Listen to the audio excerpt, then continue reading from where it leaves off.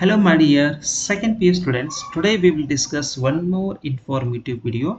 ಈಗ ತಮಗೆಲ್ಲ ಗೊತ್ತಿರೋ ಹಾಗೆ LB ಎಕ್ಸಾಮ್ ರಿಲೇಟೆಡ್ ಎಷ್ಟೋ ಕ್ವಶನ್ ಪೇಪರ್ ಕೂಡ ಬರ್ತಾ ಇದ್ದಾವೆ. ಅವನ್ನೆಷ್ಟೋ ಕೂಡ ಡಿಸ್ಕಸ್ ಮಾಡಿರ್ತೇವೆ. ಹಾಗಿದ್ರೆ ಇದರ ಬ್ಲೂ ಪ್ರಿಂಟ್ ಕೂಡ ಕೊಟ್ಟಿದ್ದಾರೆ. ಅಂದರೆ 2 marks 3 marks ಆರ್ಟಿಕಲ್ಸ್ಗೆ ಎಷ್ಟು ಕ್ವಶನ್ಸು, ಪ್ರಪೋಸಿಷನ್ಸ್ಗೆ ಎಷ್ಟು ಕ್ವಶನ್ಸು, ಸಬ್ಜೆಕ್ಟ್ ವರ್ಕ್ ಅಗ್ರಿಮೆಂಟ್ ಹೇಗೆಲ್ಲ ಬರ್ತಾವೆ, ಇವನ್ನೆಲ್ಲ ಕೂಡ ನಾವು ಏನಂತಂದರೆ ಇದ್ರ ಬಗ್ಗೆ ತಿಳ್ಕೊಬೇಕಾಗತ್ತೆ. ಹಾಗಿದ್ರೆ ವಿಡಿಯೋವನ್ನು ಸ್ಟಾರ್ಟ್ ಮಾಡೋಣ. ನೋಡಿ, according to Romeo Juliet teaches the first ಆನ್ಸರನ್ನು ನಾವು ಏನು ಮಾಡ್ಕೊಳ್ತೇವೆ, ಟಾರ್ಚಿಸ್ ಅಂತ ತಗೋತೀವಿ. So this is answer is what a torches. ಹೌದಾ? ಓಕೆ. ನೆಕ್ಸ್ಟ್ ಬಂದ್ಬಿಟ್ಟು ನೋಡಿ, Romeo feels that he had not seen, ಇನ್ನುವರೆಗೆ ಯಾರು ನೋಡಿಲ್ಲ ಅಂತ, this is what a true beauty ಅಂತ ತಗೋತೀವಿ. ಹೌದಾ?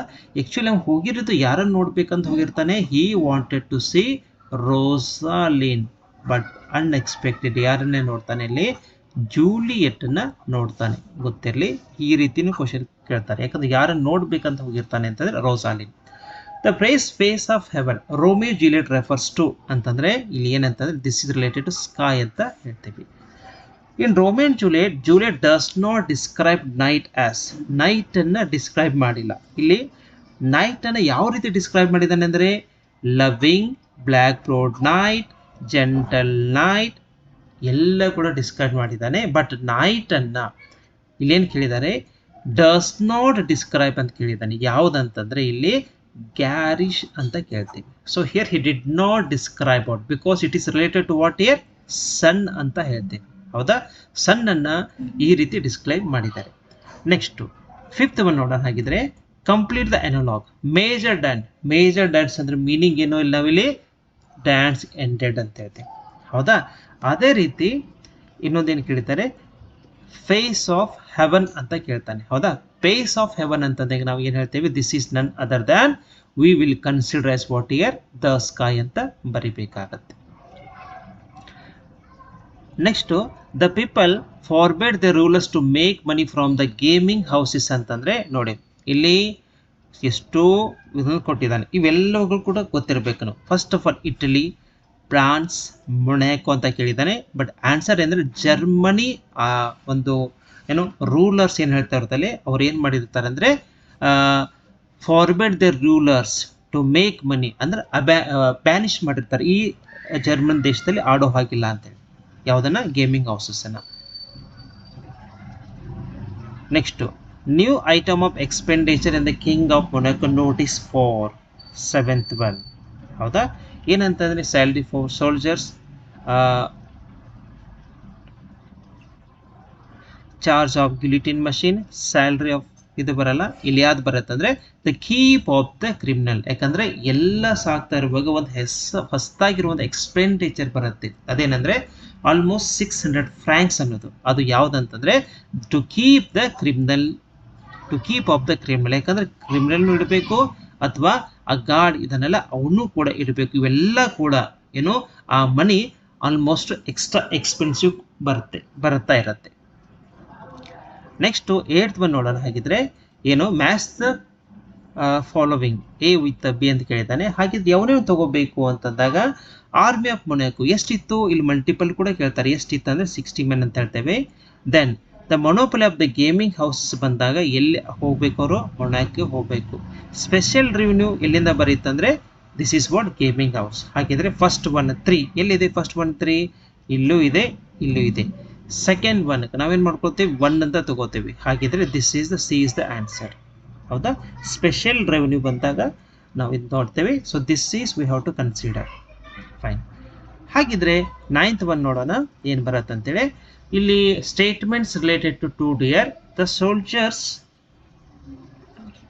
Soldiers were not ready to cut the man's head up. Is it right? This is right. ಹೌದಾ? ಕಟ್ ಮಾಡ್ಲಿಕ್ಕೆ ಅವ್ರು ಇಷ್ಟಪಡೋದಿಲ್ಲ. ಎರಡನೇದು, they were not train for. ಯಾಕಂದ್ರೆ ಅವ್ರು ಕೇಳ್ತಾರೆ ನೀವು ಕಟ್ ಮಾಡ್ತೀರಾ ಅಂತಂದಾಗ, ಮಿನಿಸ್ಟರ್ಸ್ ಕೇಳಿದಾಗ ನಾವು ಕಟ್ ಮಾಡೋದಿಲ್ಲ ಅಂತ ಹೇಳ್ತಾರೆ. ಯಾಕಂದ್ರೆ we did not get the training. ಯಾಕಂದ್ರೆ ಜನರಲ್ ಕೇಳಿದಾಗ ಅವ್ರು ಹೇಳ್ತಾರೆ ನೀವು ನಮಗಂತಾದ್ರೂ ಟ್ರೈನಿಂಗ್ ಕೊಟ್ಟಿಲ್ಲ, ಸೊ ಹೀಗಾಗಿ ನಾವು ಕಟ್ ಮಾಡಲ್ಲ ತಲೆಯನ್ನ ಅಂತ ಹೇಳ್ತಾರೆ. ಸೊ ಹಾಗಿದ್ರೆ ನಾವು ಏನು ಮಾಡ್ಕೊಳ್ತೇವೆ ಇಲ್ಲಿ, both answers are right. That's what here both statement and the reasons are correct ಅಂತ ತಗೋತೀವಿ. ಹಾಗಿದ್ರೆ 10th ಒನ್ ನೋಡೋಣ. The proverb you can't earn stone palace by honest labour in 2 dear. ಇದಕ್ಕೆ ನಾವು ಏನು ಮಾಡ್ಕೊಳ್ತೇವೆ 10th one the other related to use to D to justify ಅಂತಂದರೆ the presence of gaming house ನೋಡಿ. ಯಾಕಂದ್ರೆ ನಿಜವಾಗ್ಲೂ ನೋಡಿ ನಾವೇನು ಹೇಳ್ತೇವೆ ಸರಿಯಾದ ದಾರಿಲಿ ಒಮ್ಮೆ ನಡೆದರೆ we are not able to success. ಕೆಲವೊಂದು ಸಂದರ್ಭದಲ್ಲಿ ಬೇರೆ ದಾರಿ ಇದ್ರೂ ಕೂಡ ನಾವು ಕಂಡುಕೊಳ್ಬೇಕಾಗುತ್ತೆ. ಯಾಕಂದರೆ ಈ ಒಂದು everybody knows that gaming house is illegal, ಹೌದಾ? ಆದರೂ ಕೂಡ ಅದರಿಂದ ಆದಾಯ ಬರ್ತಾ ಇರುತ್ತೆ, ಆದ್ರಿಂದ ಇಲ್ಲ ಕೂಡ ರಾಜ್ಯ ರನ್ ಕೂಡ ಆಗ್ತಾ ಇರುತ್ತೆ, ಕಿಂಗ್ಡಮ್. ಹೀಗಾಗಿ ನಾವು ಏನಂದರೆ ಅದನ್ನು ಸ್ಟಾರ್ಟ್ ಮಾಡ್ತಿರ್ತಾರೆ ಅಂತ ಹೇಳ್ಬೋದು. Next the question number 11th ನೋಡೋಣ. What are the 2 things that Romy intends to do after major? After the major ಅಂದ್ರೆ ಗೊತ್ತಿರಲಿ ಏನಂತಂದ್ರೆ, ಮೇಜರ್ ಅಂದ್ರೆ ಮೇಜರ್ಮೆಂಟ್ ಅನ್ಕೊಳ್ಬಿಟ್ರೆ, after the dance is ended, dance ಮುಗಿದ್ಮೇಲೆ ಏನು ಮಾಡ್ತಾನೆ ಯಾರು ಅಂತಂದ್ರೆ ರೋಮಿ ಅಂತಂದ್ರೆ ಫಸ್ಟ್ ಒನ್ ಏನು ಮಾಡ್ಕೋಬೇಕು, this is what he will do. First one he okay watches her place of stand. ಇದು ಫಸ್ಟ್ ಪಾಯಿಂಟ್ ಬರೀಬೇಕು ನೋಡಿ, ಪ್ಲೇಸ್ ಆಫ್ ಸ್ಟ್ಯಾಂಡ್ ಅಂತ ಬರುತ್ತೆ. Because he wants to watch the place where she was standing. First one. Second one ಏನಂತಂದರೆ, ಎರಡನೇ ಕೆಲಸ ಏನಂತಂದರೆ, he wants to touch. See this one, he wants to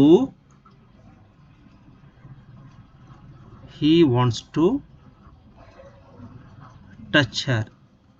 okay, ಯಾಕಂದ್ರೆ he wants to touch her to make his hands must be blessed. To make his hands must be blessed ಅಂದ್ರೆ ಅವನ ಹ್ಯಾಂಡ್ಗಳನ್ನ rude hand ಇರ್ತಾವಲ್ಲ bless ಆಗ್ಲಿಕ್ಕೆ ಕೂಡ ಪಾವನ ಆಗ್ಬೇಕಂತ ಹೇಳ್ತಾರೆ. ಆ ರೀತಿ ಎರಡು ಇಂಟೆನ್ಷನ್. ಒಂದು, he wants to watch her place of stand, and second, he wants to touch her. The reason, his rude hands must be blessed. That's the reason he wanted to touch her. ಎರಡು ರೀಸನ್ಗಳನ್ನ ತಗೊಳ್ತೇವೆ. Okay, what are the main sources of revenue ಅಂತಂದಾಗ ನಾವೇನು ಮಾಡ್ಕೊಳ್ತೇವೆ ಇಲ್ಲಿ, ಒಂದು pole tax ಅಂತ ಬರೀತೇವೆ, ಹೌದಾ? Fine. Next tobacco tax ಅಂತ ಕೂಡ ಬರೀಬಹುದು. ಇದರಿಂದ ಎರಡು ಕೂಡ ಸ್ಪೆಷಲ್ ರೆವಿನ್ಯೂ ಕೂಡ ಬರ್ತಾ ಇತ್ತು. ನಾವೆಲ್ಲ ನೋಡ್ತೀವಿ ಯಾವ್ಯಾವ ಅಂತಂದ್ರೆ, this is what here, first tobacco, then wine and spirits and poll tax. ಇವೆಲ್ಲ special revenue. This is what here, tobacco on wine and spirits and poll tax. This is the revenue he use to get. ಯಾಕಂದ್ರೆ ಇಲ್ಲೇ source of revenue ಕೂಡ ಸಿಗ್ತಾ ಇತ್ತು. Okay, ಇವೆಲ್ಲ ಕೆಲವೊಂದು grammar ಅದ್ರ ಬಗ್ಗೆ ಕೂಡ ನಾವು ನೋಡೋಣ. ಇವು 2 ಮಾರ್ಕ್ಸ್ ಇದೆ, ಅದ್ರ ಜೊತೆಗೆ 4 ಮಾರ್ಕ್ಸ್ ಕೂಡ ನಾವು ನೋಡ್ಕೋಬಹುದು, ಹೌದಾ? ದೆನ್ ಗ್ರಾಮರ್ ಪಾಯಿಂಟ್ ಅನ್ನು ಡಿಸ್ಕಸ್ ಮಾಡ್ತಾ ಹೋದಾಗಿ ನಮ್ಗೆ ಎಷ್ಟೋ ವಿಷಯಗಳು ಕೂಡ ಗೊತ್ತಾಗ್ತವೆ. ಫಸ್ಟ್ ಒನ್ ನೋಡಿ, ಆರ್ಟಿಕಲ್ ಕೇಳಿದೆ. ನಾವು ಯಾವ್ದು ಆರ್ಟಿಕಲ್ಸ್ ನಾವು ಬಳಕೆ ಮಾಡ್ಕೋಬೇಕು ಇಲ್ಲಿ. ಫಸ್ಟ್ ಒನ್, 1 ರೂಪಿ ಕಾಯಿನ್ ಅಂತ ಕೇಳಿದ್ದಾನೆ. ಸ್ವಲ್ಪ ಗೊತ್ತಿರಲಿ, ಇಲ್ಲಿ 1 ರೂಪಿ ಅಂತ ಅನ್ಕೊಂಡು ನೀವೇನಾದ್ರೂ ಆನ್ ಅಂತ ಬರೆದ್ರೆ ಆನ್ಸರು ತಪ್ಪಾಗುತ್ತೆ ನೋಡಿ. ಯಾಕಂದ್ರೆ ಇದು 1 ರೂಪಿ ಅಂತ ಇದೆ, ದಿಸ್ ಈಸ್ 1 ರೂಪಿ ಇದೆ, ಬಟ್ ಪ್ರೊನೌನ್ಸಿಯೇಷನ್ ಹೆಂಗೆ ತಗೋತೇವೆ ನಾವಿಲ್ಲಿ, WON, 1 ರೂಪಿ. ಸೊ ಡಬ್ಲ್ಯೂ ಅಂದ್ರೆ ಏನಿಲ್ಲಿ, this is vowel or consonant, this is consonant ಇರೋದ್ರಿಂದ ನಾವೇನ್ ಮಾಡ್ಕೊಳ್ತೇವೆ ಇಲ್ಲಿ ಎ ಅನ್ನ ತಗೋತೀವಿ. This is a 1 rupee note, not an ಅಂತ ಬರೋ ತಪ್ಪಾಗತ್ತೆ. ಇಲ್ಲಿ ಎಷ್ಟೋ ರೀತಿ ಬರ್ತಾವೆ. I am studying dash university ನೋಡಿ, I am studying in university ಅಂತ ಬಂದಾಗ ಇಲ್ಲಿ ಏನಾದರೂ ಮತ್ತೆ ನಾವು ಆನ್ ಬರೆದ್ರೆ ತಪ್ಪಾಗತ್ತೆ. ಯಾಕಂದ್ರೆ ಪ್ರೊನೌನ್ಸಿಯೇಷನ್ ಯಾವ ರೀತಿ ರೀ, YU. So this is what here, ಅದಕ್ಕೆ ನಾವಿಲ್ಲಿ ಎ ಅಂತ ತಗೋತೀವಿ ನೋಡಿ. ಎಷ್ಟು ವಿಷಯಗಳಿರ್ತವೆ. So here we have to use a university, a 1 rupee note, ಹಿಂಗೆಲ್ಲ ತಗೋಬೇಕಾಗತ್ತೆ ನಾವು, ಹೌದಾ? ಸೊ ಸಿಂಪಲ್ ಆಗಿ ಕನ್ವೆ ಮಾಡಲಿಕ್ಕೆ ಟ್ರೈ ಮಾಡ್ತಾ ಇದ್ದೀನಿ ನಾವು. ಈ ರೀತಿ ಎಷ್ಟೋ ಕ್ವಶನ್ಸ್ಗಳು ಬಂದಾಗ ನಾವು ಈ ರೀತಿ ಅಪ್ರೋಚ್ ಇರಬೇಕಾಗತ್ತೆ. ನೆಕ್ಸ್ಟ್ ಒನ್, ಸವಿತಾ ಈಸ್, ಇಲ್ಲಿ ಸಿಂಪಲ್ ಇದೆ, ಆನ್ ಅಂತ ತಗೋಬೇಕು, ಇಲ್ಲಿ ಎ ಅಂತ ತಗೋಬೇಕು. ಸೊ ಈ ರೀತಿ ನಾವು ತಿಳ್ಕೊಂಡ್ರೆ ಗ್ರಾಮರ್ ನೋಡಿ ಎಷ್ಟೆಲ್ಲ ಡಿಫ್ರೆಂಟ್ ಆಗಿ ಇರುತ್ತೆ ಗ್ರಾಮರ್ ವಿಷಯ. ಮೌಂಟ್ ಎವರೆಸ್ಟ್ ಈಸ್, ಇಲ್ಲಿ ಸೂಪರ್ಲೇಟಿವ್ ಡಿಗ್ರಿ ತಗೋತೀವಿ. ಸೂಪರ್ಲೇಟಿವ್ ಡಿಗ್ರಿ ಇದೆ ನೋಡಿ, tall, then taller, then tallest ಅಂತ ಬಂದಾಗ ನಾವೇನು ಮಾಡ್ಕೋಬೇಕು, ಅದಕ್ಕಿಂತ ಮುಂಚೆ ದ ನ ಬಳಕೆ ಮಾಡ್ಕೋಬೇಕು. ದೆನ್ ಸ್ಮಾಲೆಸ್ಟ್, EST ಅಂತ ಏನು ಹೇಳ್ತೇವಲ್ಲ, ಇದಕ್ಕೆ ನಾವೆಲ್ಲಕ್ಕೂ ನಾವೇಂತೇವೆ ಸೂಪರ್ಲೇಟಿವ್ ಡಿಗ್ರಿ ಅಂತ ಹೇಳ್ತೀವಿ. ಹಾಗಿದ್ರೆ ಸೂಪರ್ಲೇಟಿವ್ ಡಿಗ್ರಿ ಬಂದಾಗ ನಾವೇನು ಮಾಡ್ಕೋಬೇಕು, ದ ಅನ್ನ ಬಳಕೆ ಮಾಡ್ಕೋಬೇಕು. ಹೀಗಾಗಿ ನಾವೇನು, the is the answer. Miss Rani saw an old women her way to school. Old women ನೋಡಿ, ಇಲ್ಲಿ ಆನ್ ಓಲ್ಡ್ ವುಮೆನ್ ಇದೆ, first time reference.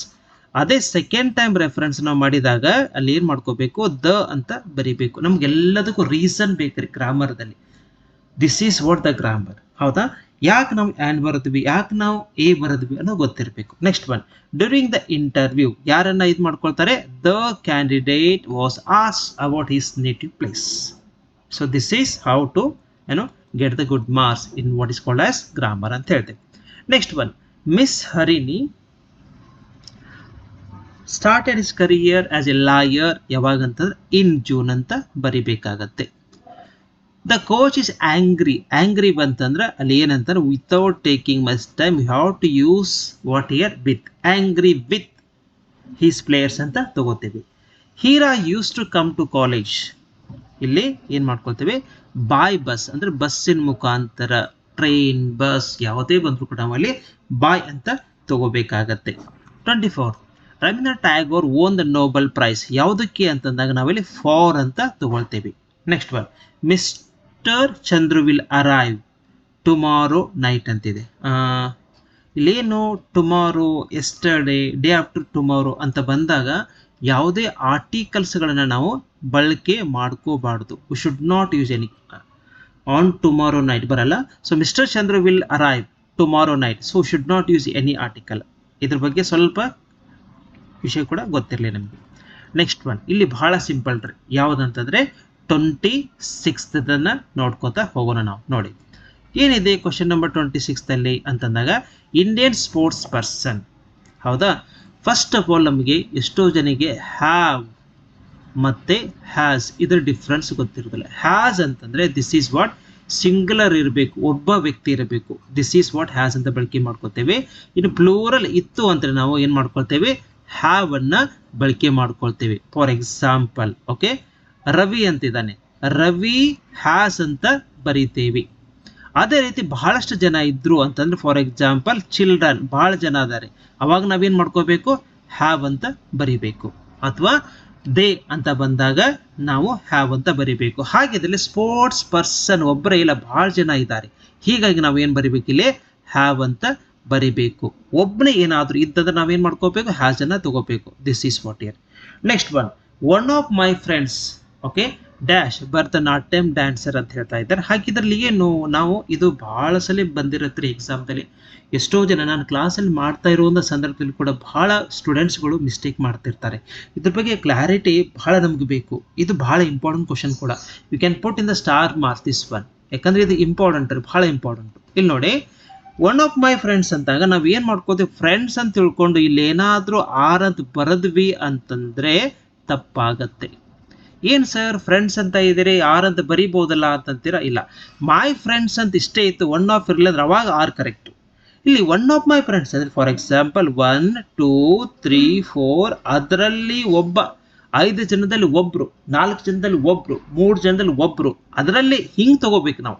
Okay, so here one of my friends, ಎಷ್ಟೋ ಜನರಲ್ಲಿ ಒಬ್ಬ ಏನಂತಂದ್ರೆ ಈಸ್ ಅ, ಯಾರೋ ಡ್ಯಾನ್ಸರ್ ಅವರು. ನೋಡಿ ಹೀಗೆ ನಾವು ಮಾಡ್ಕೋಬೇಕು. ಕೆಲವೊಂದು ಸಂದರ್ಭದಲ್ಲಿ ಹೇಗೆ ಕೇಳ್ತಾರೆ ಅಂದರೆ, one of my friend is a Bharatanatyam dancer ಅಂತ ಕೊಟ್ಟು ಐಡೆಂಟಿಫೈ ಎರರ್ ಕೇಳ್ತಾರೆ. ಹೌದಾ? ಅವಾಗೇನಂದ್ರೆ ಒನ್ ಆಫ್ ಮೈ ಫ್ರೆಂಡ್ ಅಂತ ಯಾವುದೇ ಕಾರಣಕ್ಕೆ ನಾವು ಬರೀಬಾರ್ದು. One of my friend, this is what. ಇಲ್ಲಿ ಎರರ್ ಏನಿದೆ ಅಂತಂದ್ರೆ ದಿಸ್ ಈಸ್ ಎರರ್. ಯಾಕಂದ್ರೆ ಫ್ರೆಂಡ್ಸ್ ಅಂತ ಬಂದ್ರೆ ಮಾತ್ರ correct. Very simple.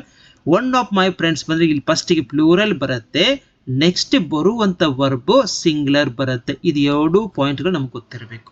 So one of my friends plural is, it will come. Is ಇರ್ಬೋದು, ಡಸ್ ಇರ್ಬೋದು, ಹ್ಯಾಸ್ ಇರ್ಬೋದು, ವಾಸ್ ಇರ್ಬೋದು, ಇವೆಲ್ಲ ಕೂಡ ಎಲ್ಲಿ ಬರ್ತಾವಂದ್ರೆ ಇಲ್ಲಿ ಬರುತ್ತೆ. ಒನ್ ಆಫ್ ಮೈ ಫ್ರೆಂಡ್ಸ್ ಆದಮೇಲೆ ಇವೆಲ್ಲ ಈಸ್, ವಾಸ್, ಈ ರೀತಿ. ಓಕೆ, ಮಿಸ್ಟರ್ ಕೃಷ್ಣ ಒಬ್ಬನೇ ಇದಾನಲ್ರಿ, ಏನು ವಿಚಾರ ಮಾಡ್ಕೊಂಡು ನಾವೇನು ಮಾಡ್ಕೋಬೇಕು, ಪ್ಲೇಸ್ ಅಂತ ಬರೆದ್ರೆ ಆಯ್ತು. ನೋಡಿ fine. My son and his friends, ಇಲ್ಲಿ my son and his friends ಬಹಳ ಜನ ಇರೋದ್ರಿಂದ ನಾವೇನು ಮಾಡ್ಕೊಳ್ತೇವೆ, ಎವ್ರಿ ಡೇ ಅಂತಂದಾಗ ನಾವು here my son and friends ಅಂತಂದಾಗ ಡು ನಾಟ್ ಅಂತ ತಗೋತೀವಿ. ಡಸ್ ಅಂತ ಎದ್ರಲ್ಲಿ ಒಬ್ಬನೇ ಇದ್ರೆ, ಮೈ ಸನ್ ಅಂತ ಅಷ್ಟೇ ಇದ್ರೆ ಮಾತ್ರ ಡಸ್ ತಗೋತೇವೆ. ಬಹಳ ಜನ ಇರೋದ್ರಿಂದ ನಾವೇನು ಮಾಡ್ಕೊಳ್ತೇವೆ, ಡು ನಾಟ್ ಅಂತ ತಗೊಳ್ತೇವೆ. Next one, Mr. Shivu.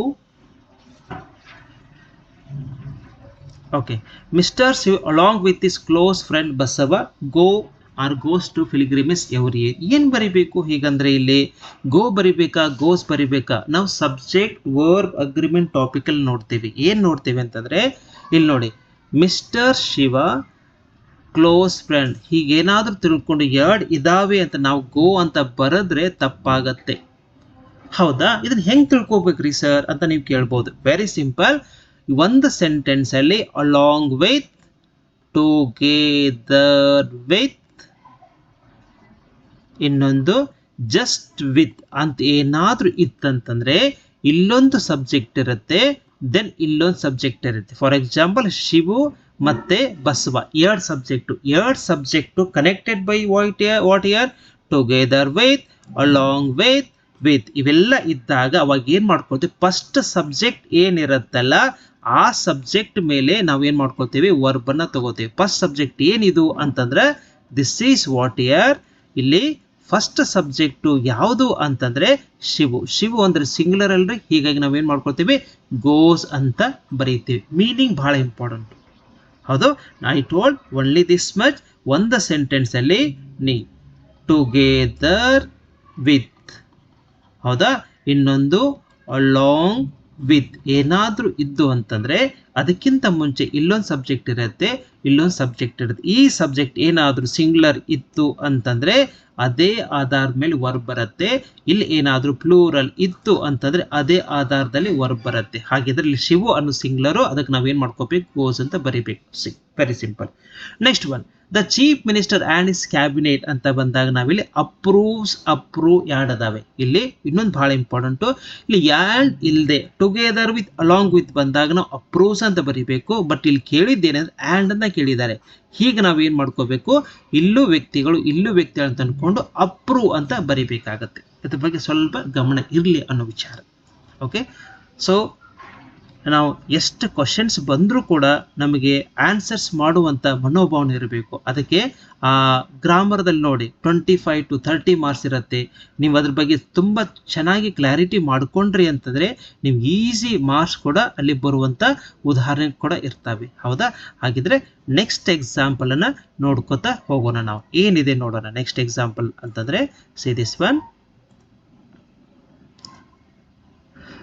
fill in the blanks with appropriate form of the verb ಅಂತ ಕೇಳಿದ್ದಾರೆ. The students prepare well for the exam since last day. ಇದಕ್ಕೆಲ್ಲಕ್ಕೂ ನಾವೇನಂತ ಹೇಳ್ತೇವೆ, ಈ ರೀತಿ ಸೆಂಟೆನ್ಸ್ ಬಂದಾಗ ಫಾರ್ ಎಕ್ಸಾಂಪಲ್ ಸಿನ್ಸ್ ಅಂತ ಬರುತ್ತೆ. ಸಿನ್ಸ್ ಏನಾದರೂ ಬಂತು ಅಥವಾ ಫಾರ್ ಏನಾದರೂ ಬಂತು ಅಂದರೆ ಸೆಂಟೆನ್ಸ್ ಹೆಂಗಿರುತ್ತೆ ಅಂದರೆ ಆಲ್ಮೋಸ್ಟ್ ಪ್ರೆಸೆಂಟ್ ಪರ್ಫೆಕ್ಟ್ ಕಂಟಿನ್ಯೂಸ್ದಲ್ಲಿ ಇರ್ತವೆ. ಫಾರ್ ಎಕ್ಸಾಂಪಲ್ ಒಂದು ಎಕ್ಸಾಂಪಲ್ ಕೇಳ್ತೇನೆ ನೋಡಿ. They have been writing the exam. Okay, they have been writing the exam dash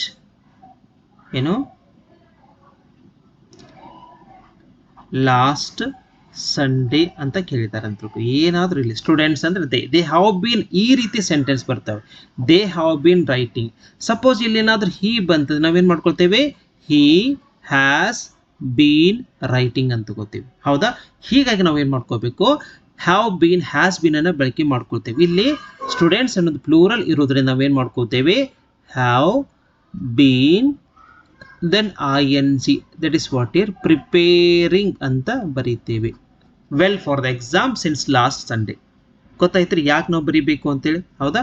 ಇಲ್ಲಿ ಲಾಸ್ಟ್ ಸಂಡೇಲಿ ನಾವು ಸಿನ್ಸ್ ಅಂತ ಬಳಕೆ ಮಾಡ್ಕೊಳ್ತೇವೆ. ಅದೇ ರೀತಿ they have been writing the exam dash 3 hours, ಈ ರೀತಿ ಕೂಡ ಕೇಳ್ತಿರ್ತಾರೆ. ಅವಾಗ ನಾವೇನು ಮಾಡಬೇಕಿಲ್ಲಿ, ಫಾರ್ ಅಂತ ಬಳಕೆ ಮಾಡ್ಕೋಬೇಕು. So they have been writing the exam for 3 hours. ಆದಮೇಲೆ ಪ್ರಪೋಸಸ್ ಬಹಳಷ್ಟು ಬರ್ತಾವೆ, ಅದನ್ನು ಸಪ್ರೇಟಾಗಿ ಮತ್ತೆ ಡಿಸ್ಕಸ್ ಮಾಡೋಣ.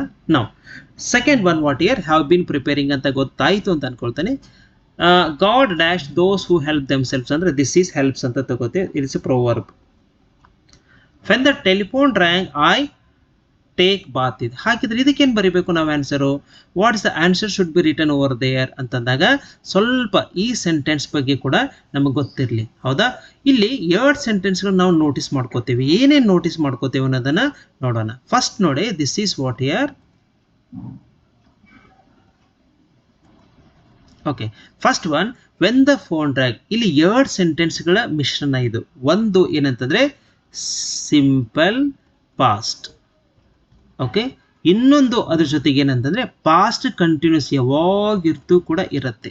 ಹಾಗಿದ್ರೆ ಫೋನ್ ರ್ಯಾಂಗ್ ಅನ್ನೋದು ಸಿಂಪಲ್ ಪಾಸ್ಟ್, ಅದು ನೆಕ್ಸ್ಟ್ ಬರುವಂಥದ್ದು ಪಾಸ್ಟ್ ಕಂಟಿನ್ಯೂಸ್ ತಗೋತೀವಿ. ಹಾಗಿದ್ರೆ ಐ ವಾಸ್ ಟೇಕಿಂಗ್ ಅಂತ ತಗೋಬೇಕಾಗತ್ತೆ, ಗೊತ್ತಿರಲಿ. ಇನ್ನೂ ಎಕ್ಸಾಂಪಲ್ ಕೊಡ್ತಾನೆ. When I was writing the exam. ನೋಡಿ, ಈ ರೀತಿನೂ ಕೇಳ್ಬೋದು. ಐ ವಾಸ್ ರೈಟಿಂಗ್ ಆಲ್ರೆಡಿ ಏನಿದೆ, ಪಾಸ್ಟ್ ಕಂಟಿನ್ಯೂಸ್ ಇದೆ. ಹೌದಾ? ಇದ್ರ ಜೊತೆ ಏನು ಮಾಡ್ಕೋಬೇಕು? When I was writing the exam, the teacher entered the class room. ನೋಡಿ, ಹೌದಾ? ಅಂದರೆ ಒಂದು ಸೆಂಟೆನ್ಸು ಪಾಸ್ಟ್ ಕಂಟಿನ್ಯೂಸ್ ಇದೆ, ಇನ್ನೊಂದು ಸೆಂಟೆನ್ಸು ಸಿಂಪಲ್ ಪಾಸ್ಟ್ ಇದೆ. ಎರಡು ಕೂಡ ನಮ್ಗೆ ಗೊತ್ತಿರಲಿ. Okay, next one, our second P exam. ಇಲ್ಲಿ ನೋಡಿ, in the month, every year, ಪ್ರತಿ ವರ್ಷ ಆಗ್ತಾ ಇದೆ ರೀ. Every day, every year, every week. ಇಲ್ಲಿ ಏನಾದರೂ ಬಂತಂದ್ರೆ ಎವ್ರಿ ಇಯರ್ ಇರ್ಬೋದು, ಎವ್ರಿ ಡೇ ಇರ್ಬೋದು, ಎವ್ರಿ ವೀಕ್ ಇರ್ಬೋದು. ಇಲ್ಲಿ ಏನಾದರೂ ಎವ್ರಿ ಅನ್ನೋ ಏನಾದರೂ ಪದ ಬಂತಂದ್ರೆ ಇದು ಯಾವಾಗಿರ್ತೋ ಸಿಂಪಲ್ ಪ್ರೆಸೆಂಟ್ ಇರುತ್ತೆ. ಹೀಗಾಗಿ ನಾವೇನು ಮಾಡ್ಕೋಬೇಕು? ರುಟೀನ್ ಆಕ್ಷನ್ಸ್ ಬಿಗಿನ್ಸ್ ಅಂತ ತಗೋತೀವಿ. Next one, Suresh cut vegetables. ನೋಡಿ, ಮತ್ತೆ ಎವ್ರಿ ಬಂತಲ್ರಿ, ಏನು ವಿಚಾರ ಮಾಡಲಿಲ್ಲ, ಸಡನ್ ಆಗಿ CUTS ಅಂತ ಹಾಕಿಬಿಡಬಹುದು. ಅದೇ ರೀತಿ ಏನಾದರೂ my parents good job by admitting me to the last year ಏನಾದರೂ ಬಂತಂದ್ರೆ ಇಲ್ಲಿ ನಾವೇನು ಮಾಡ್ಕೋಬೇಕು? ಸಿಂಪಲ್ ಪಾಸ್ಟ್ ಅನ್ನ ತಗೋಬೇಕು. ಅದಕ್ಕಾಗಿ ನಾವೇನು ಮಾಡ್ಕೋತೀವಿ? My parents did okay good job by admitting to this college last year ಅಂತ ಬರೆದ್ರೆ ಸಾಕು. ಈ ರೀತಿ ಎಷ್ಟೋ ಸೆಂಟೆನ್ಸ್ಗಳನ್ನು, ಗ್ರಾಮರ್ಗಳನ್ನು ತಿಳ್ಕೊಂಡು ಹೋದಾಗೆ ನಿಮ್ಗೇನಾಗುತ್ತೆ, ಈ ಸಬ್ಜೆಕ್ಟ್ ಬಗ್ಗೆ ಕ್ಲಾರಿಟಿ ಸಿಗುತ್ತೆ, ಮಾರ್ಕ್ಸ್ ಕೂಡ ತುಂಬ ಚೆನ್ನಾಗಿ ಬರುತ್ತೆ. ಸೊ ವಿಡಿಯೋ ತುಂಬ ಕ್ಲಾರಿಟಿ ಆಗಿದೆ ಅಂತ ಅನ್ಕೊಳ್ತೇನೆ. ಇನ್ನೂ ಏನಾದರೂ ಡೌಟ್ಸು, ಯಾವುದಾದ್ರು ಟಾಪಿಕ್ ನಿಮ್ಗೆ ಗೊತ್ತಾಗಲಿಲ್ಲ ಅಂತಂದರೆ ಕಮೆಂಟ್ ಬಾಕ್ಸಲ್ಲಿ ಹಾಕ್ಬೋದು. ಸರ್ ನನಗೆ ಟಾಪಿಕ್ ಗೊತ್ತಿಲ್ಲ, ಎಕ್ಸ್ಪ್ಲೇನ್ ಮಾಡಿ. ಯಾಕಂದರೆ ಕ್ವಶನ್ ಟ್ಯಾಗ್ ಇರುತ್ತೆ, ಸಬ್ಜೆಕ್ಟ್ ವರ್ಬ್ ಅಗ್ರೀಮೆಂಟ್ ಇರುತ್ತೆ, ಕರೆಕ್ಷನ್ ಆಫ್ ಎರೆಂಡ್ಸ್ ಇರುತ್ತೆ, ಆರ್ಟಿಕಲ್ಸ್ ಇರುತ್ತೆ, ಪ್ರಪೋಸಿಷನ್ಸ್ ಇರುತ್ತೆ. ಹೌದಾ? ರಿಡೆಂಡೆನ್ಸಿ ಇರುತ್ತೆ, ಕ್ವಶನ್ ಟ್ಯಾಗ್ ಇರುತ್ತೆ, ಡೈರೆಕ್ಟ್ ಇಂಡೈರೆಕ್ಟ್ ಸ್ಪೀಚ್ ಇರುತ್ತೆ, ಪ್ಯಾಸಿವ್ ವಾಯ್ಸ್ ಇರುತ್ತೆ. ಇವೆಲ್ಲ ಕೂಡ ನಮಗೆ ಕ್ಲಾರಿಟಿ ಇದ್ದರೆ ಮಾತ್ರ ನಾವೇನು ಮಾಡ್ಕೊಳ್ತೇವೆ? Will get almost good marks. Okay, thank you so much watching for this video.